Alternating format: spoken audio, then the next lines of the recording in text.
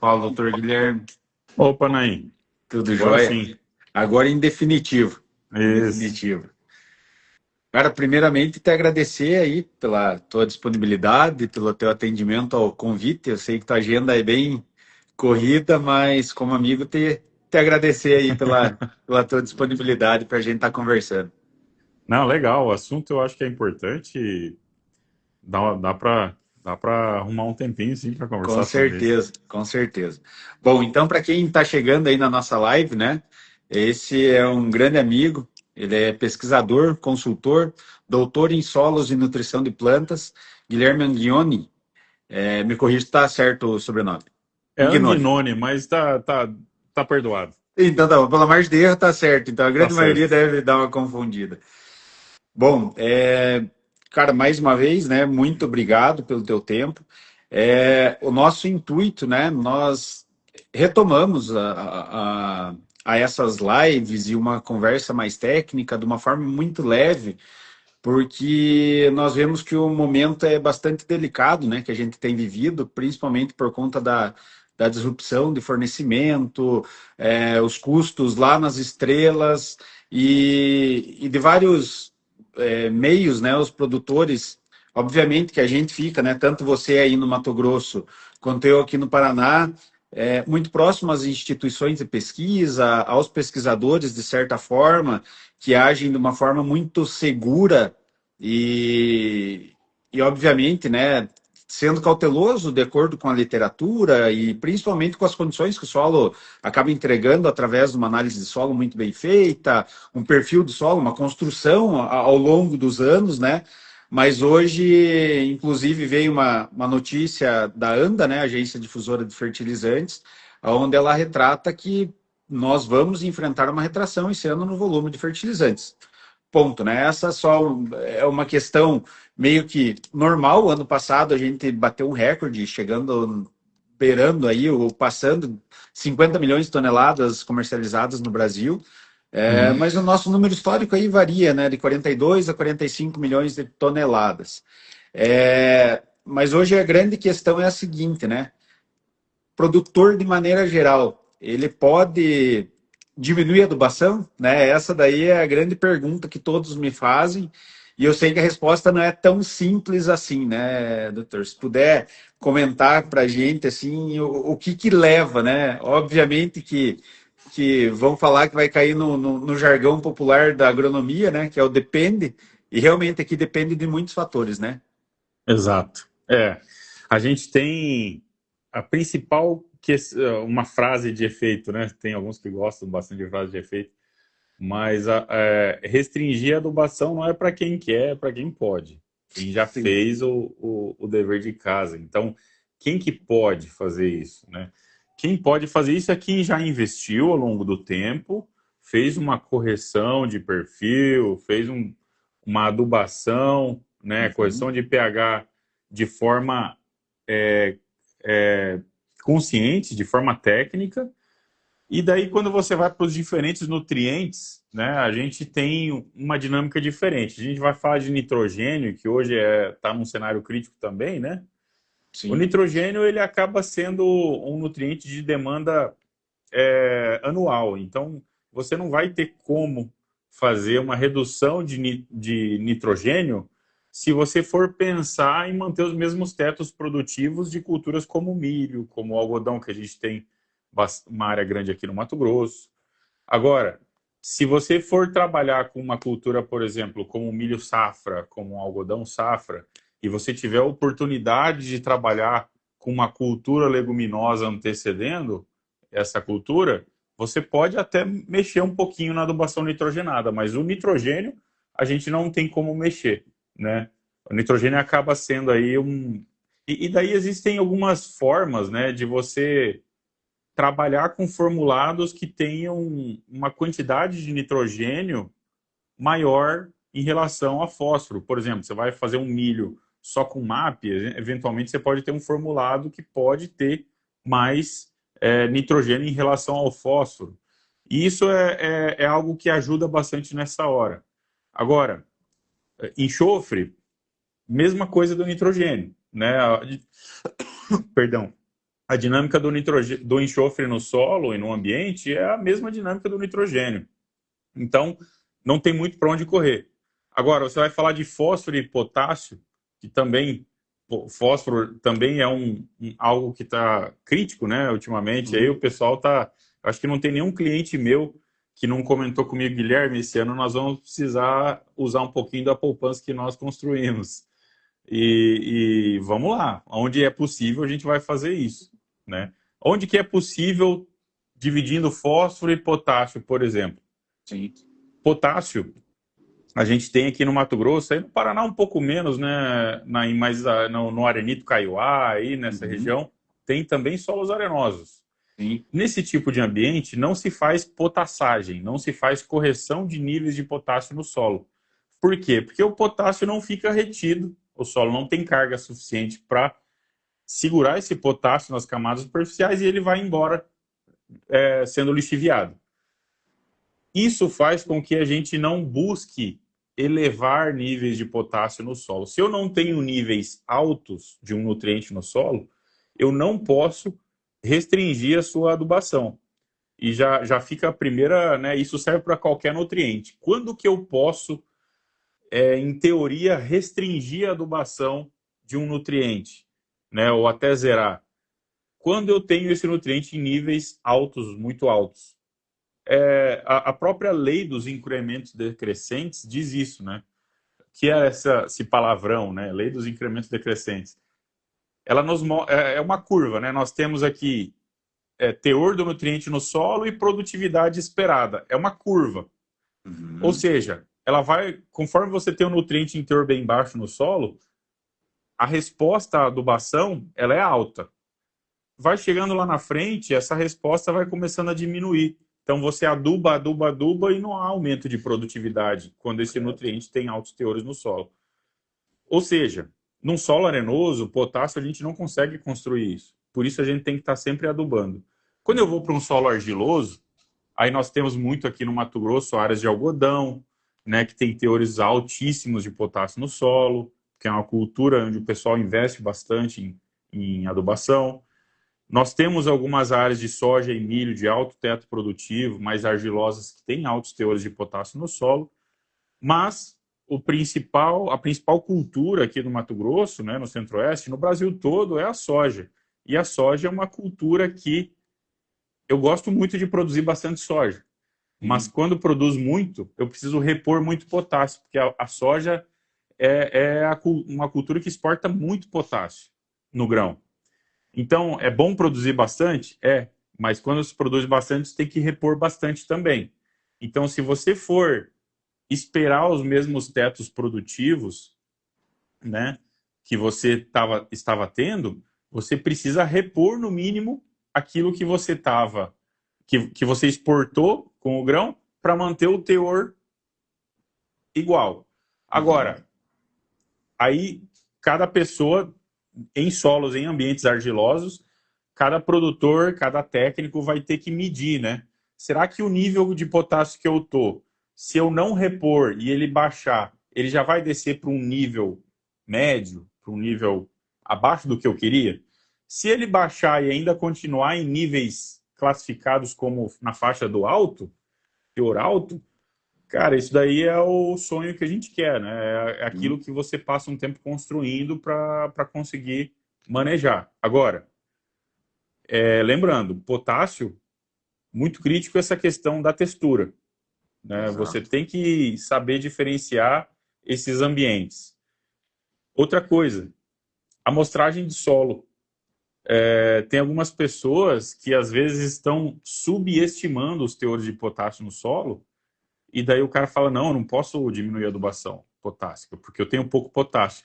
Mas daí você vai lá ver e o cara fez uma amostragem de solo numa área que tinha uma braquiária lá que parecia um colchão de cama king size. Sim. Cara, se você tem essa quantidade de palha, essa braquiária tá ali com muito potássio naquela palha. Esse Sim. potássio vai ser depois, na decomposição dessa palha, vai ser liberado para o solo e a cultura sucessora vai usar esse potássio. Já aconteceu em experimentos da gente ver uma diferença entre uma área lado a lado, uma área com braquiária e uma área sem braquiária. Duas áreas foram conduzidas iguais, só que uma área com braquiária, muita braquiária. Na hora que nós amostramos solo nas duas áreas, a área com braquiária tinha uns 50 quilos por hectare de K2O a menos no solo. Ou seja, tinha 50 quilos de K2O por hectare na palha. Então, isso significa que 50 quilos de K2O não é pouca coisa. Não. Então, é algo importante e cuidado quando você faz a coleta de solo, não só em braquiária, viu? Quando você pega aí no Paraná, tem lugares que você produz muito milho aí no Paraná, né? Sim. É um estado abençoado para o milho. Quando você produz um milho de alto teto produtivo, você também tem essa ciclagem intensa, porque a palhada de milho, milho também é uma gramínea, em algum grau também cicla potássio. Então tem esse efeito do milho, né? Aí, por último, né, falando do fósforo. O fósforo talvez seja o nutriente que historicamente o Brasil mais tem uma cultura de investir, porque os nossos solos são ricos em alumínio, de forma geral, principalmente aqui no Centro-Oeste, Sim. mas são pobres em fósforo e são ácidos. E a junção de acidez e fósforo baixo, ela é mortal. Se você tem fósforo que não é tão alto, mas uma acidez muito baixa ou ausência de acidez, você vai ter eventualmente produtividades boas, mesmo com o nível de fósforo não tão alto. Se você tem acidez elevada ou pH baixo, você precisa ter níveis de fósforo bem altos. Então, por quê? Um dos principais, talvez o principal motivo pelo qual se corrige pH nos nossos solos, o pH influencia a disponibilidade de todos os nutrientes? Sim. Sim. O pH influencia no alumínio tóxico que prejudica o crescimento radicular? Sim. Ele tem um monte de efeitos, mas talvez o mais impactante para nós seja o efeito na disponibilidade de fósforo. Nos nossos solos isso é importantíssimo. Então, quando você está numa área onde o manejo da sua calagem não é bem feito, você já vai ter um problema em diminuir a dose do fósforo, porque esse fósforo que você tem no seu solo, ele tem menos disponibilidade. Agora, quando você tem bons níveis de pH e tem teores altos de fósforo no solo, aí é uma condição que até eu diria que é melhor do que quando você tem teores altos de potássio. Por quê? O potássio ainda, em um solo argiloso, é muito difícil de perder, mas ele ainda pode ser perdido por lixiviação. Uhum.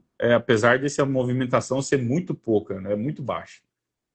O fósforo não. Se você depositou o fósforo em superfície aqui no solo, ele caiu aqui, ele fica aqui, nunca mais sai. Então, quando você investiu nesse banco de fósforo, você consegue ter redução de dose ou até supressão da adubação fosfatada.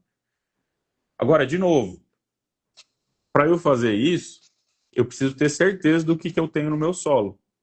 E outro assunto importante, né? Entra em muitos momentos a qualidade laboratorial. Sim. Então você tem que ter confiança na sua amostragem de solo, saber qual que é o local e o momento que você está amostrando e tem que ter confiança no seu laboratório também. Infelizmente a gente vê, e não é tão raro, laboratórios errando em leitura de pH, até mesmo pH, que talvez seja a leitura no passo a passo, é uma leitura simples, né? O pessoal erra muito em leitura de pH. O pessoal erra também em leitura de cálcio, magnésio, várias outras coisas. Micronutrientes, então, nem se fala. Uhum. Então, tendo confiança, né, no laboratório e teores altos de fósforo e baixa acidez ou ausência de acidez, você consegue suprimir a adubação fosfatada. Aí, Nainha, assim, uma questão importante, né? Tem muita gente que fala assim, olha, mas eu faço adubação superficial, então eu vou esperar passar a safra para eu repor depois da safra. Não vou repor antes. Sim. Só que isso e até a adubação superficial é a mesma dinâmica do que a adubação fosfatada superficial, é a mesma dinâmica do que a adubação supressão de adubação. Quando que você pode fazer adubação fosfatada superficial ou quando que você pode fazer adubação, suprimir a adubação fosfatada? Quando você tem teores altos no solo, porque a adubação superficial ela não é eficiente em corrigir perfil ou elevar níveis naquele perfil requerido. Agora, quando você faz adubação superficial, isso significa que você já tem teores altos e você só está repondo. Só Sim. está repondo aquilo no sistema, né? E o teor de fósforo no solo já está em bons teores. Agora, para o pessoal que está na situação contrária, né? Eu tenho pouca ou nenhuma acidez, tenho bons níveis de fósforo, faço adubação superficial. Faz diferença eu fazer adubação antes da soja e do milho ou depois lá da soja e do milho? Uhum. Cara, pelo que a gente vê em ensaios sérios aqui no Mato Uhum. Grosso, pelo que a gente vê, não só no Mato Grosso, mas Sim. ensaios bem conduzidos aí no Rio Grande do Sul, professor Thales Teicher ali da URGS, vários pesquisadores que trabalham com fósforo demonstram o fósforo, quando em teores altos, né, você consegue trabalhar com adubação superficial, fosfatada ou supressão da adubação até um certo ponto. Quando Sim. esse nível de fósforo já começa a cair, você não pode mais trabalhar com esse tipo de estratégia. Então, de maneira geral, perceba que não está só relacionado com o teor do nutriente, né? Sim. O próprio pH do solo, né, ele é importantíssimo. Exato. E a gente acha às vezes que não existe, mas é comum eu chegar em alguns locais onde você vai ver uma área que o pessoal está produzindo soja há 6, 7, 8, 9, 10 anos, e você tem uma fertilidade construída de 0 a 10 e de 10 a 20 não tem nada. Nem o pH foi corrigido. Então, esse tipo de ambiente é muito perigoso, né? Porque a planta fica restrita, a sua camada de a fertilidade do solo fica restrita em superfície. Às vezes você tem muito fósforo ali em superfície, mas abaixo dos 10 centímetros, ou às vezes abaixo dos 5 centímetros, Sim. não tem mais nada. E a ausência, aliás, a presença de acidez junto com essa redução dos teores de fósforo é muito problemática. Para você ter ideia, eu tenho aqui no Mato Grosso alguns laboratórios onde o produtor estava achando que não, estou produzindo bem e anos bons, estou produzindo bem, e o produtor, né, com uma análise de solo na mão, e você vai ver deficiência de fósforo no campo em alguns pontos do talhão, e você coleta solo e vai ver tem acidez, deficiência de fósforo por conta da acidez, né? É um teor já que não é tão alto, mas principalmente por conta da acidez. E o laboratório não estava indicando essa acidez. E Oxi. daí é muito difícil você baixar essa dose, fica inseguro de baixar essa dose. Então, eu acho que o principal, Nain, é o produtor entender com o seu técnico e fazer uma análise bem sincera mesmo. Será que eu investi ao longo dos últimos anos na minha poupança? Porque se você não investiu em poupança, você não tem dinheiro para sacar, Exatamente. né? Você entende mais do mercado do que eu. Eu sempre faço essa analogia. É, quando você, ou qualquer um aí que mexe com a sua contabilidade doméstica, né? Aham. Se você não colocar dinheiro na poupança e um dia você precisar sacar, não vai ter. E acontece o seguinte também: às vezes você colocou dinheiro na poupança, mas nos últimos 2 meses você já foi lá e sacou um pouquinho, depois sacou outro. E você esqueceu que você sacou essa quantidadezinha nos últimos 2 meses. Mas Sim. aquilo já fez você baixar. O que eu estou querendo dizer? Nós passamos ao longo das últimas 4, 5 safras por safras onde o produtor, em 2 ou 3 anos, já deu uma cortada na adubação fosfatada, né? Exatamente. Então a gente tem que analisar isso e entender o balanço de nutrientes, calcular esse balanço de nutrientes no solo e olhar para os teores e olhar para o seu manejo de adubação para entender se tem segurança de baixar isso. Perfeito. Não, e você usou um termo ali muito interessante, porque é o que eu tenho falado para todo mundo, que é uma poupança. Então, se você guardou, você tem de onde tirar. Se você não guardou, né, você foi muito feliz na frase de efeito, e tenha certeza que isso daí vai reverberar, né? É uma decisão para quem pode realmente, não é para quem quer. É. E nesse ano, né? E se a pessoa esqueceu e realmente quer tirar ali o que não tem, né? Não tem como. E o solo não vai aceitar ficar negativo, né? É. De certa forma vai, mas ele exaure a um ponto ali que não tem mais nada realmente para você conseguir buscar, né? Assim, se é uma safra que chove bem, clima bom, tá tudo ok. Ok. Mas a gente tem certeza que vai ser assim? Aliás, Não. tem até muita gente alarmista aí dizendo que vai ser Super El Niño? o terror aí, o megalodon do El Niño, não sei o quê. Exato. Nunca sabemos como vai ser a safra. Se você tem boas condições climáticas e tudo vai bem, é mais fácil. Com Agora, quando você certeza. pega alguns veranicos, alguns trancos no meio do caminho, aí as coisas É, aparecem. exatamente. E eu acho que o ponto que fica, que é o crucial, né, de toda e qualquer decisão, obviamente, que é essa construção de perfil de solo ao longo do tempo, mas uma análise bem feita, né? Toda e qualquer decisão, assim como se nós, né, trazendo para nossa vida, obviamente que a nossa é a agricultura, mas para nós mesmos aqui, se você vai fazer alguma definição, né, de um plano de para melhorar a saúde e tudo, parte de um bom exame de sangue. E é a mesma coisa que a Perfeito. gente precisa fazer para o solo, né? É realmente ter essa confiabilidade nos laboratórios, né? A gente tem aqui na região, como vocês também têm no Mato Grosso, laboratórios confiáveis, certificados, credenciados, que nos trazem uma fotografia muito real, né? E é o momento do produtor trabalhar com a verdade mesmo, né? Porque ali vai ser a fotografia daquilo que ele construiu ou deixou de construir ao longo dos anos. Isso. Assim, dizer que a análise de solo ela é imprescindível e importantíssima, ocupa um Sim, lugar ali de destaque. Mas o produtor sempre tem que estar fazendo essa associação, né? Por exemplo, você usou o exemplo do exame de sangue.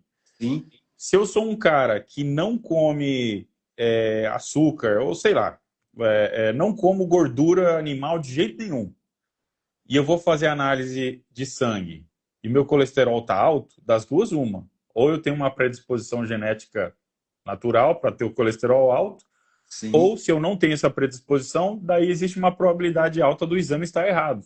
correto. Então, o produtor tem que ir olhando e conhecendo a sua área e fazendo essa associação. O que eu fiz nos últimos anos?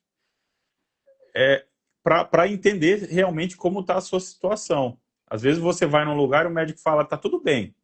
Mas você Uhum. sabe que ao longo dos últimos um ano você foi sedentário, tá com uma pancinha meia grande e ainda estresse está comendo. Você Sim, sabe que não está tudo bem, né? E exatamente. daí o médico fala, não, tá tudo bem. Opa, peraí, mas não é, acho que não. Então tem que ter essa associação para a gente ter segurança, né? E só faz isso quem conhece a sua área, quem Exato. está trabalhando de uma forma bem técnica nela, né? É. E exatamente, né, a necessidade de conhecer cada talhão da fazenda para que se porventura hoje ou amanhã chegar um laudo, e pode acontecer, né, essas falhas técnicas realmente, um erro de amostragem ou algo nesse sentido, Isso. fala, bom, esse ponto está fora da curva. E vai lá num ponto específico e refaz essa análise para ter a confiança realmente, né, tira a prova real. E até o exemplo que eu dei, né? Voltando nele rapidinho. Sim, Se você tem ali, o cara foi lá, mostrou solo numa área com uma baita palhada de braquiária, ou palhada de aveia, sim, qualquer coisa, qualquer gramínea, e daí ele foi lá, mostrou solo e viu que estava o teor baixo de potássio no solo. perfeito. Daí, pô, eu tenho que fazer uma adubação alta de potássio, mas ele se esqueceu que tem potássio pra caramba naquela palha. Então, Exatamente. tem que fazer essa análise, né? E não tem jeito. Tem produtores que não têm condição de, né, acessar uma consultoria ou alguém que o ajude ali tecnicamente. Mas sim, quando você precisa tomar esse tipo de decisão, que é uma decisão drástica, você precisa estar amparado, né? Para uma safra normal, às vezes o produtor, se está tudo bem, se ela transcorre bem, o produtor consegue passar sem um auxílio técnico. Agora, se o produtor precisa fazer alguma coisa, cortar na carne, né? sim. Ou então, vamos trazer de novo para a nossa saúde. Se eu vou começar uma dieta muito maluca, muito restrita, eu tenho que fazer com acompanhamento médico, né? Exatamente. Então, é mais ou menos por aí. É. E a gente tem que sempre considerar isso daí, né? Que para salvar nesses casos um tanto quanto extremos, e nesse ano não deixa de ser um caso extremo, é realmente consultar o especialista, né? É voltar ali com o seu agrônomo, com o seu técnico e buscar a todo momento a indicação dele, que vai ter realmente, né, domínio. Obviamente que o produtor rural hoje ele rompeu uma barreira, né, e se transformou num empresário rural. Então ele É. leva a fazenda dele como um negócio de fato, né, mas hoje é imprescindível para toda e qualquer decisão que for ser tomada dentro da fazenda, redução ou manutenção de dose, é sentar com o seu agrônomo e fazer realmente, né, essa consulta e essa uma análise muito com muita acurácia realmente dentro do sistema para que não se arrependa depois, né? E até porque ele precisa produzir bastante, porque a margem dele cada vez mais está mais espremida, né, Guilherme? Exato. Né? O nosso objetivo como técnico nunca é trabalhar com excesso, né? Uhum, Nem excesso de exatamente. economia e nem excesso de gasto. Sim, sim, É sim. trabalhar sempre dentro de algo bem racional para o Exatamente. produtor ter o melhor resultado. E daí, de novo, outro jargão, né? O Aham, vovô e a vovó já diziam, tudo que é demais faz mal. exatamente. Então, na agricultura é assim também. Sim, Economizar demais aonde não pode faz mal. com certeza. E por isso a gente. E outra coisa, assim, bem rapidamente, né? Trazendo até Claro, um pouco a brasa para minha sardinha, claro. a gente tem, eventualmente, áreas com alta fertilidade e o produtor está produzindo mal e ele não vou fazer uma adubação maior aqui. E eventualmente a gente tem visto isso, não é incomum. O problema está na área de física do solo, que é algo que eu trabalho bastante. Solo compactado, restringindo o crescimento radicular, restringindo o acesso à água e o produtor está ali aplicando fósforo. Né? Tem que ter essa decisão racional, tem que ter análise para entender se o problema é esse mesmo. Né? Exatamente. O oposto também é verdadeiro. Às vezes a gente vê produtores fazendo subsolagem à torto e direito numa época em que o óleo diesel está lá nas alturas, né? Exatamente. E daí o cara vai fazer uma operação de subsolagem numa área, gastar lá, sei lá, R$ 500, R$ 600 por hectare, não sei certinho qual que é o preço de cada região Uhum. do Brasil, para fazer uma operação que ele às vezes nem precisava fazer porque ele não tem problema de compactação. Então, Sim, de novo, né, a parte técnica é muito importante para detectar aonde a gente pode, até onde a gente pode ir, até onde a gente não pode. com certeza. Não, eu, né, te convido, se você quiser deixar os teus contatos aí, depois eu vou pôr dentro né, do vídeo que vai subir lá para o YouTube, aqui mesmo no Instagram, todos os teus contatos para quem quiser te consultar e te contratar também, né, para esse serviço de consultoria aí, aonde que eles te acham. Fique à vontade, Guilherme. Bom, obrigado, Naim, pela oportunidade de conversar com você mais uma vez. Imagina, cara, Sempre prazer. bom. E eu fico aqui no Mato Grosso, eu moro em Rondonópolis, eu tenho a Solo Raiz, né, que é a empresa de consultoria na área de solos e sistemas de produção. Então, toda essa área de solos, amostragem de solo, adubação, né, sistema de produção, cultura de cobertura, manejo da compactação do solo, é aí que a gente atua. Né? A área de proteção de plantas já fica para outros colegas daí. Sim, perfeito. E a gente atua principalmente aqui no Centro-Oeste e em alguns locais um pouco mais ao sul. Auxilia algumas áreas no Paraná, né? O jeito mais fácil de me encontrar é entrar ali no @Guilherme Solo Raiz e lá na bio tem o link lá com o WhatsApp. Né? Você vai falar diretamente comigo. Mas Excelente. meu telefone é aqui do Mato Grosso, está lá no link da minha bio, é bem fácil de encontrar lá. Tranquilo. Guilherme, mais uma vez, muito obrigado. Foi um prazer, uma satisfação aí a gente conversar mais uma vez. Com certeza muito enriquecedor, né? Uma live que se transforma numa aula, mas te agradeço aí porque você, né, dispôs do seu tempo para dividir conhecimento, né? Diz que conhecimento, quanto mais se divide, mais se multiplica. Então, te agradeço mais uma É. vez aí, meu amigo. Um forte abraço e uma boa noite aí, bom descanso. Valeu, pessoal. Um abraço, boa noite. Valeu.